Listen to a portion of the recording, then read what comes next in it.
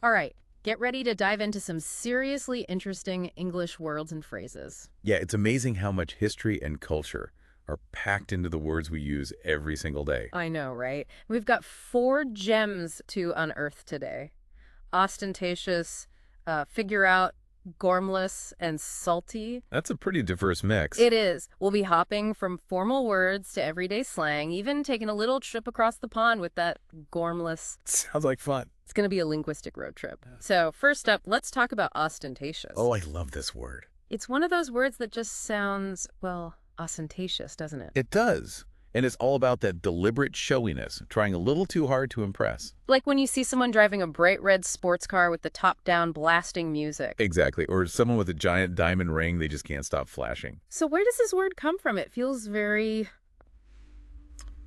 Latin, maybe? You're right on the money. Oh. Ostentatious comes from the Latin ostentationem, which means showing or display. So it's like that showing off is baked right into the word itself. Exactly. And that's why words like extravagant, flamboyant, or pretentious are all kind of synonyms for ostentatious. They all have that look at me, look at all my stuff vibe. Exactly. It's not just about having nice things, it's about making sure everyone knows you have them. All right, let's move on to a phrase we use all the time, probably without even thinking about it. Figure out. Oh, figure out. Such a simple phrase, but so essential. We use it constantly, but have you ever stopped to think about where it comes from or what makes it different from just solving something? Good point. I guess figure out feels more like a process, like you're working through something step by step. Yeah, and solving feels more like you have the answer already. Right. And if we break down the phrase itself, it starts to make even more sense. Okay, break it down for us. So figure comes from the Latin figura, meaning form or shape. Interesting. So when you're figuring something out, you're giving shape to something that was maybe jumbled or confusing before. Exactly.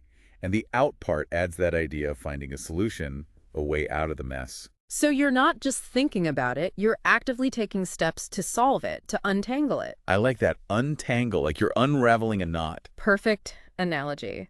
Okay, ready for a little British slang? Oh, always up for some slang, especially British slang. This one is particularly fun. It's gormless. Gormless. I love how that word just sounds clueless. It does, doesn't it? Like someone who's just completely out of touch.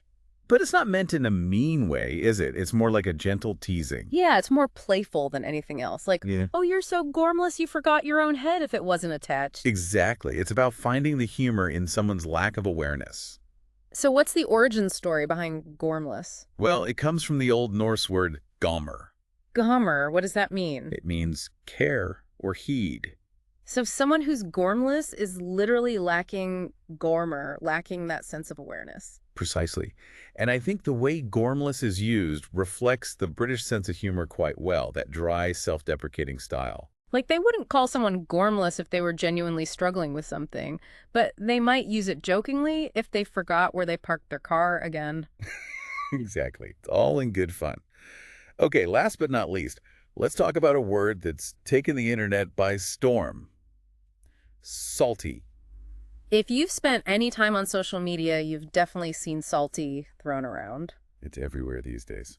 But what does it actually mean? Like when someone says, don't be so salty, what are they really saying? Well, it means upset, angry, or annoyed, but usually because of something specific, like a perceived slight, or if you lost at something. So like when you lose a video game and you're all like, no way, that was totally rigged. Yes, that's salty.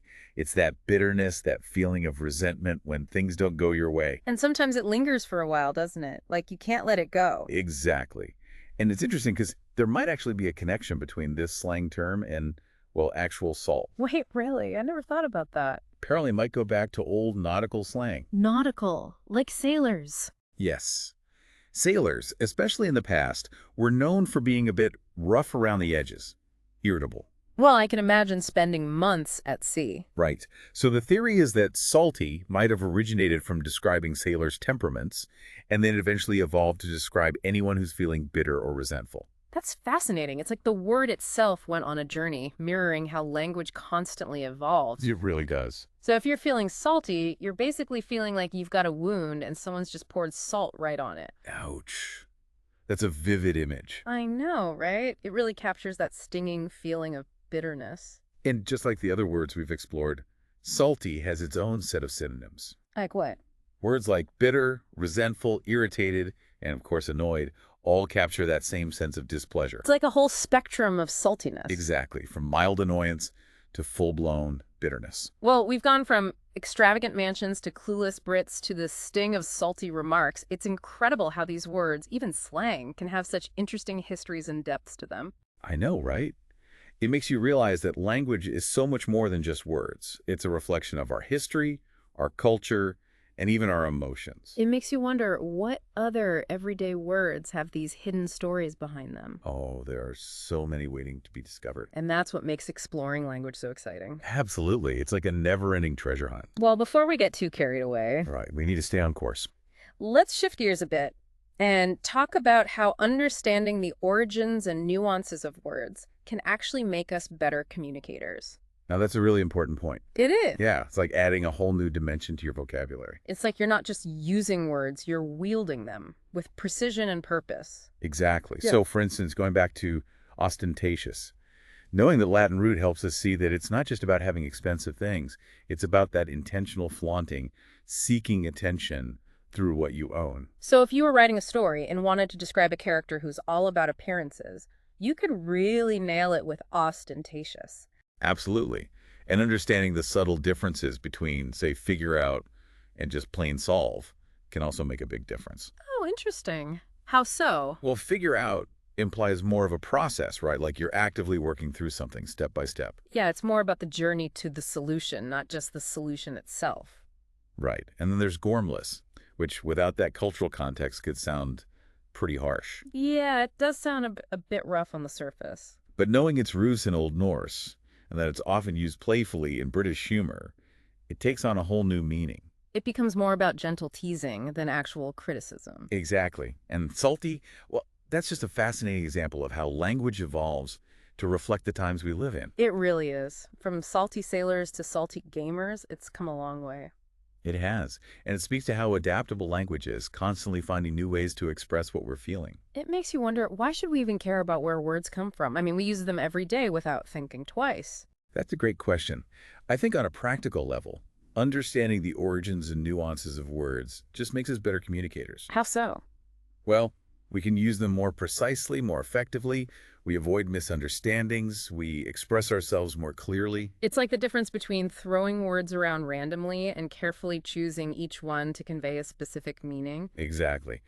But beyond the practical stuff, there's also something deeply enriching about delving into the history of language. I agree. It's like peeking into the past, seeing how people thought and communicated in different times. Right. Each word carries centuries of history and cultural shifts within it. Like take the word goodbye, for example. Did you know it's actually a shortened version of God be with you? It is, and suddenly that simple word we use all the time feels so much more meaningful. It does, doesn't it?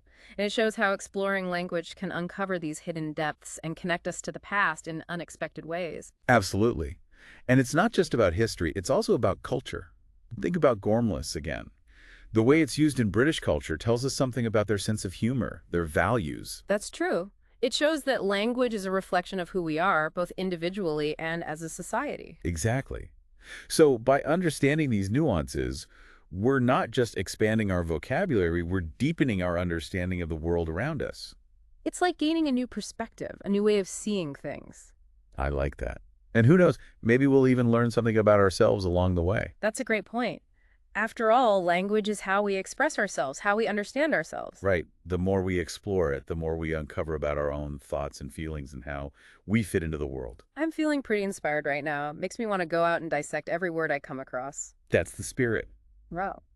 But maybe start with one word at a time. Dictionaries can be overwhelming. Good point. But seriously, this has really sparked a new curiosity in me. I'm starting to see words in a whole new light. And that's what it's all about. There's always more to discover, more layers to peel back. Speaking of peeling back layers, You thinking what I'm thinking? I think I am. We've been focused on individual words, but maybe it's time to zoom out a bit. I agree. Let's talk about the big picture, the evolution of language, and how these seemingly random words we've discussed actually fit into that grand story. Yeah, it's fascinating to think about how these words from different eras and different contexts all tell a story about how language changes and adapts over time. And how it reflects who we are as humans. Yeah, it really is like a tapestry woven from words, each thread telling a part of a story. I like that. And what's even more amazing is how those threads shift and change over time. Oh, absolutely. Like with salty,